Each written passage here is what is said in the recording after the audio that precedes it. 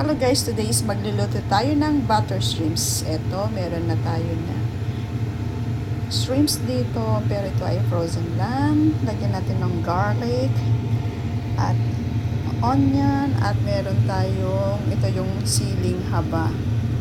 Actually, ang gagawin natin is sweet chili butter shrimps. So, umpisahan na natin ang magluluto guys. So, ayan, meron na tayong kawali na may konting oil and then ilalagay na natin ang so, kulawin na natin yung ating butter.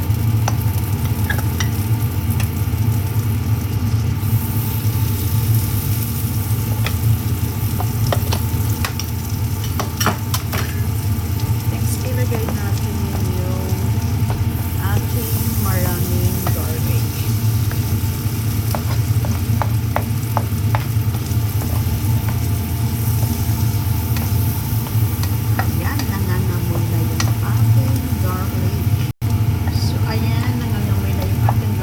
Pwede na rin natin ilagay yung sibuyas. Gusto ko kasi ng may sibuyas para mas lalong malasa yung ating shrimps.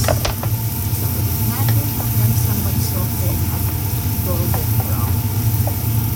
So golden brown na siya guys. Lagyan na rin natin ng pepper para sa black pepper. Para sa ganon ay aroma ay mas lalong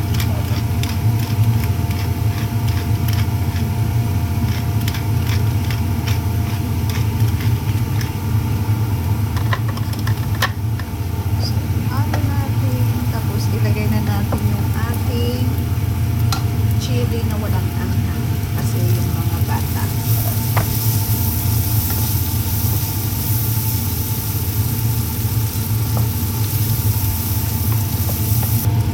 Ayan na siya guys, luto na yung kanyang sili. Pwede na natin ilagay yung shrimps.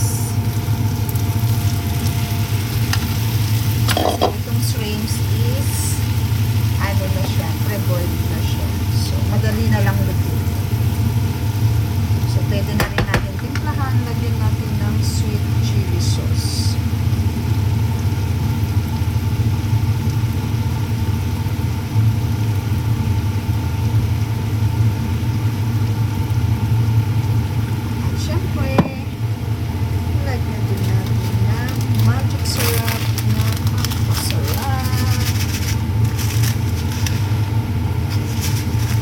Nawawalan nito guys.